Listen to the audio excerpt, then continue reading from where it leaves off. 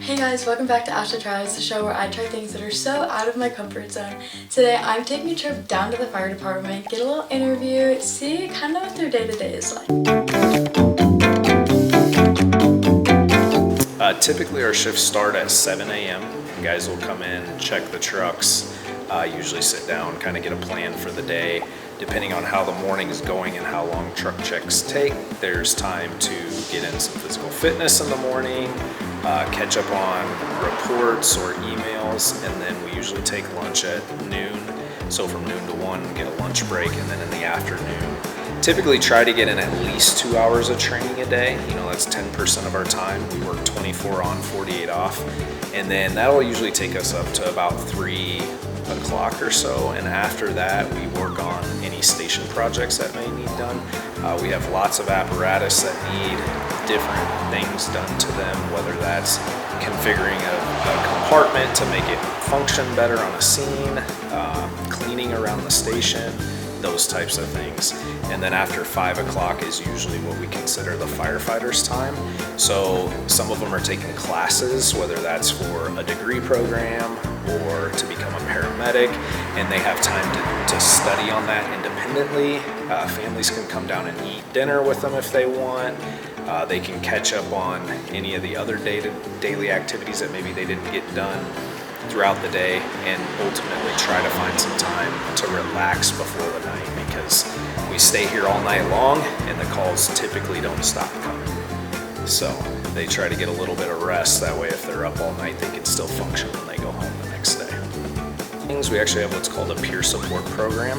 So we have a group of men and women that will help kind of keep an eye on what types of calls are coming in or what stress factors are coming about, and maybe take people one-on-one or as a group to discuss those things. If we have a large incident or a stressful incident, we usually try to come back right away and do what we call an after-action review or a debrief, where we look at what went well, what could have went better, did we accomplish the mission, and then we can kind of all add in our different components of that, and that really helps us deal with that stress.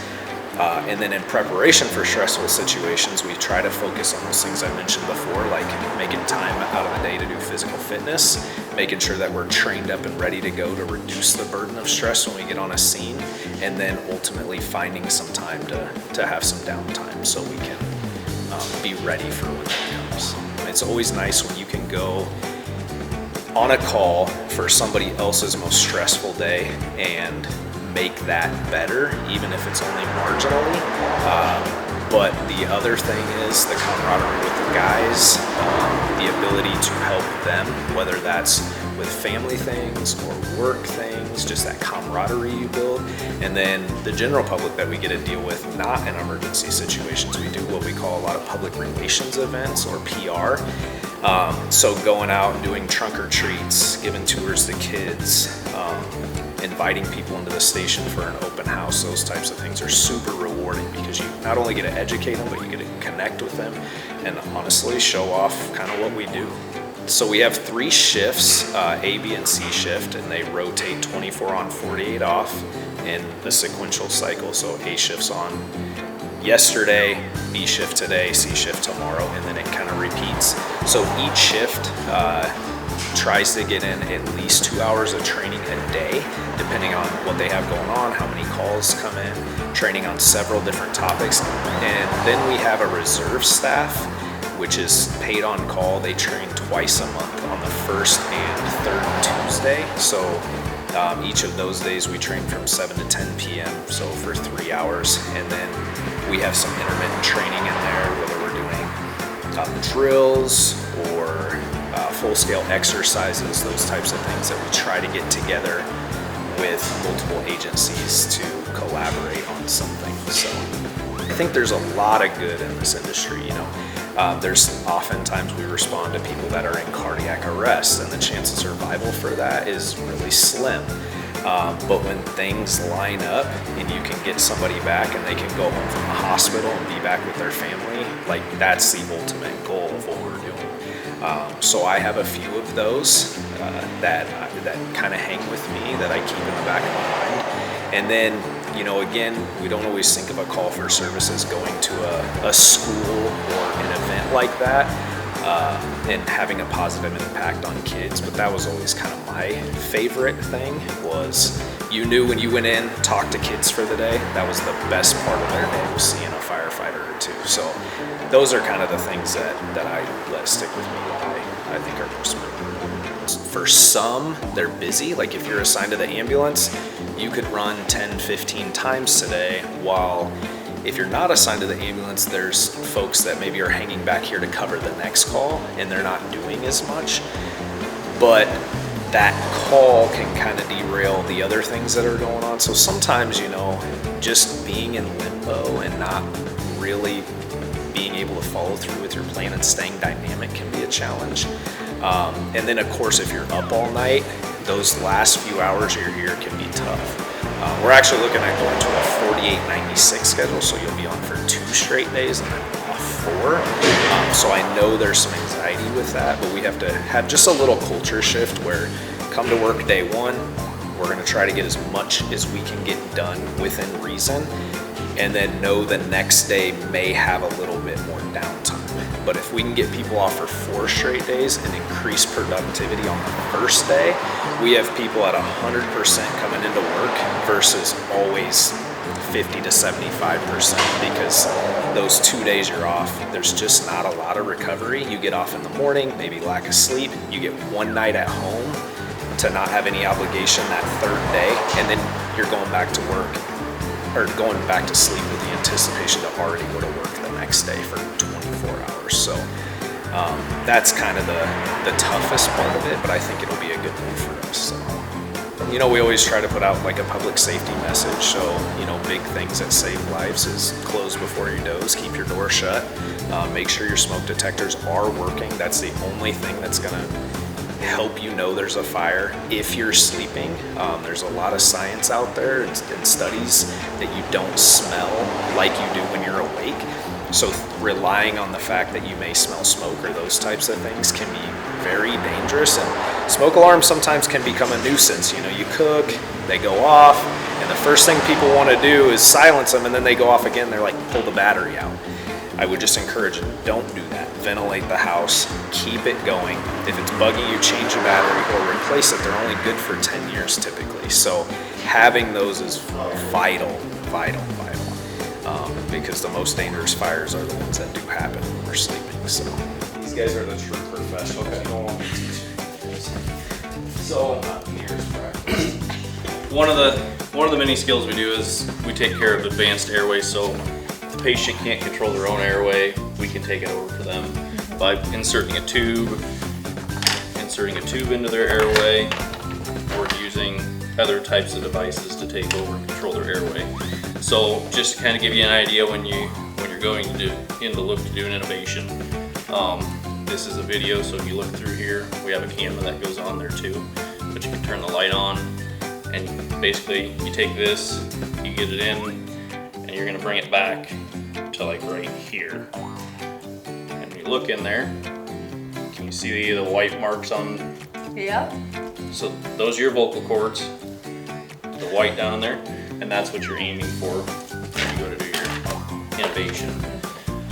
So basically our goal is to take this and place it into there, just as you see the cuff. We call this the cuff, the balloon that inflates. You want to see that just past those white vocal cords.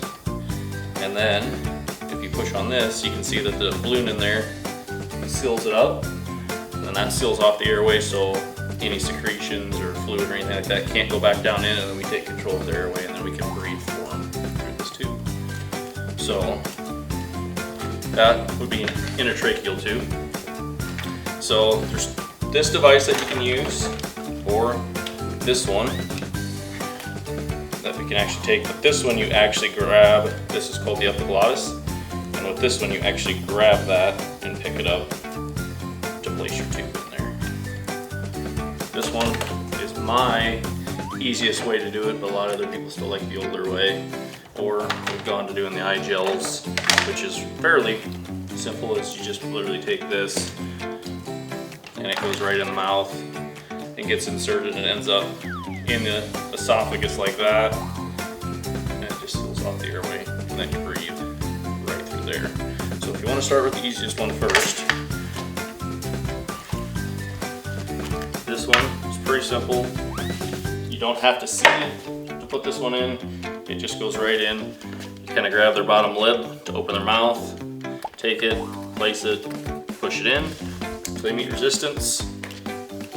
Then you can put your bag valve mask on there, and then if we're in the right spot, we should see his chest go up and down, which you can see the chest is going up and down.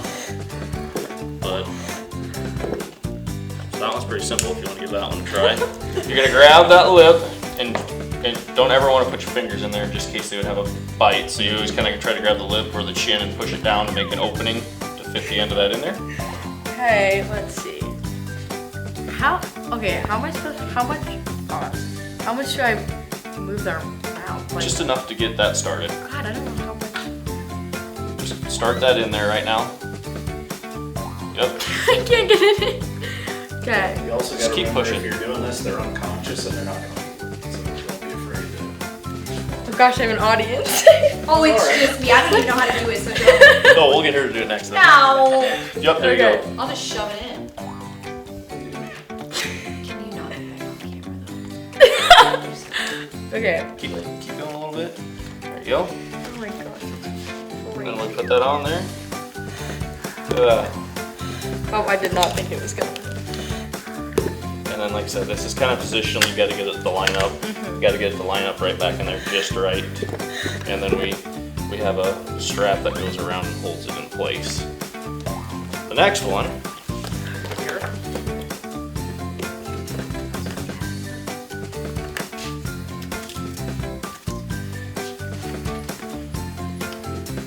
So the next one, whether you want to try it with this device or this device, if you're going to use this one,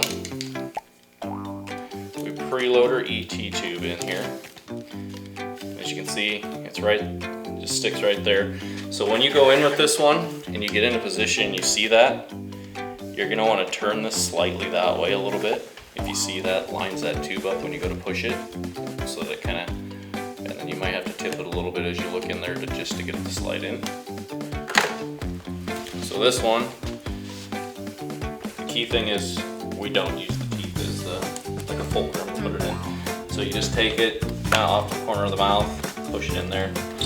You're gonna sink it down in. Then you take me. Now if you look right now, I've got the epiglottis picked up. That's that part right here. So I need to bring it out just a little bit more.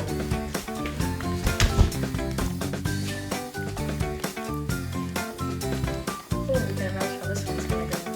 Okay. Now if you see where I have it, the anatomy where I have that lined up right now. Do you see that? Do you see the cartilage, the white rings in there? Oh yeah. Okay, that's your trachea. Those are the rings that keep it open. Okay. So if you watch in there, if I take this, you can go ahead and watch. You'll see that I kind of have it to the left. Is it going in? And then once it's in, just pull this off to the side. That comes out. Inflate your balloon. We'll hook this up and see if I was successful. Give that bag a squeeze. And there we go. We're filling up his chest with air. Fabulous. Oh goodness. And this actually goes on and secures that tube so it doesn't go in farther or pull out farther.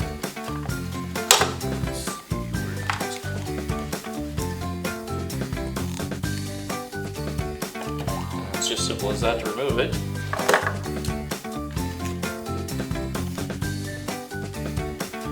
Okay, this one's gonna be a little. Okay, so position yourself right up here at the head. Okay. You got it. I don't know.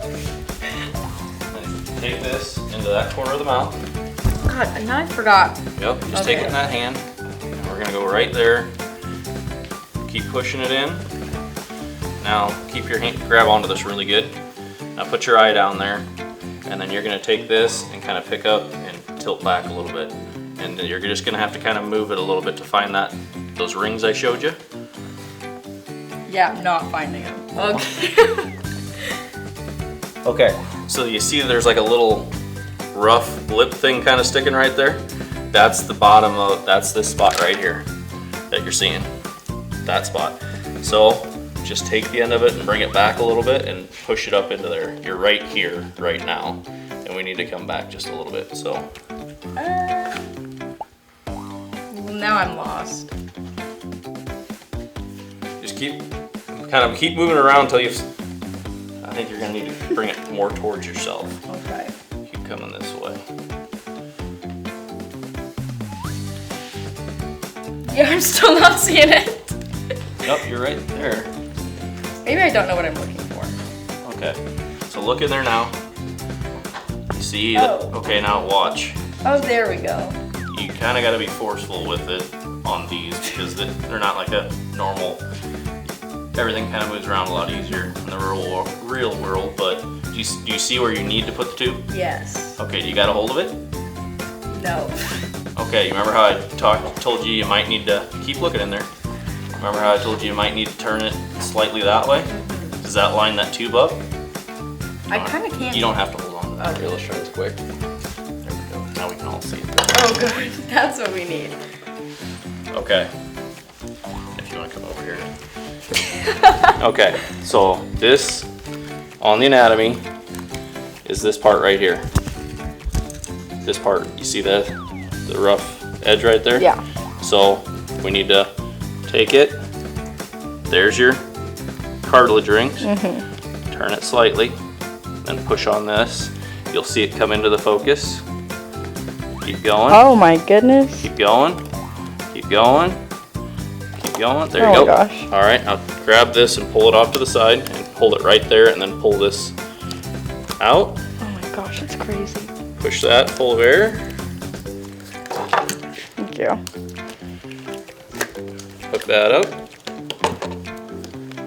And give it a squeeze. Let's see. And it's in the lungs. Oh my gosh, that was so weird. Looking for a job? Gosh, this is so cool. So that's the main thing. The first thing we usually do when we arrive on scene, we have somebody that we need to control their airway quickly. This is an oral airway that goes in the mouth. We have nasal ones that go in the nose. And this one on adults just goes in upside down. Give it a twist about halfway in and it just goes and it sits back there. And all it's doing, like if you hear the snoring respirations, when you snore at your tongue, all it does is it picks your tongue up. So it opens your airway up back there and gives it a straight line. And then the next thing we do, if they're not breathing adequately, is we have a mask. If you can see, it kind of makes a triangle. So that triangle, the tip of it goes there. We want to make sure we cover the entire mouth. You're going to grab it, you make a C, and the other finger's make an E on the jaw. And you push it kind of rigidly on their face. And then we can, before we do an advanced airway, while we're getting all of our equipment ready, we can do manual ventilations with the BVM here. So if you want to try that C and E. Okay, let's see. So you put your hand in there, it'll make it easier. Yep, and then make yourself a C, and then grab that jaw, yep, push down, and then give it a squeeze. Oh. There you go. There you go. So one of the many ways that we control our airway with a few of the different devices and different things, we have different deals to monitor whether we're getting good ventilations. If this turns purple, it's bad. If it stays gold, it's good. That means we're getting oxygen exchange in their lungs with it. So those are some of the airway deals. One of the other things that we do that anybody out in the public could use is a tourniquet in case somebody, say if somebody would have had an arm injury that's bleeding or a leg injury. These tourniquets are fairly simple. But you can take this and say if he was injured in the knee, we can't go over the hard part of the knee. We got to go like 2 inches above it or 2 inches below it. And there's a lot of technical stuff that goes with some of these, but the quick and easy of it is so if he injured his knee and it's bleeding, we're going to take this and we're going to put it on there. We're going to strap it down. And the key thing about these is it's a wide band. It's not narrow. So we want it at least an inch or bigger so we don't cut into the skin when we do it.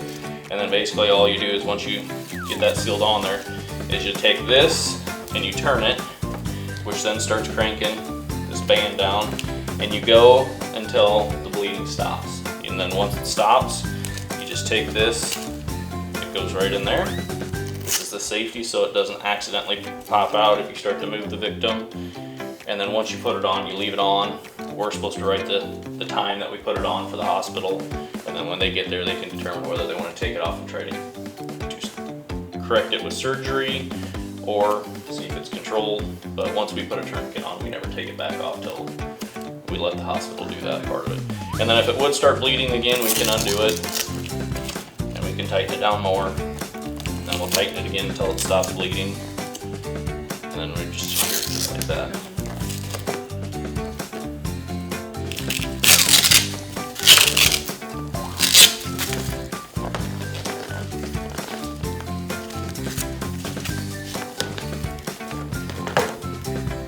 What if I like forgot how to do it already? Pretty simple.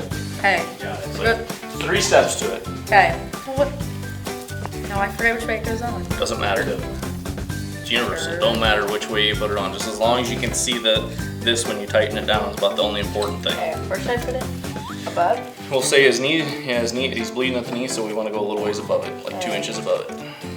Okay? Knife. Then pull that tight. Yep, and then run it around the back so it velcros onto the Velcro.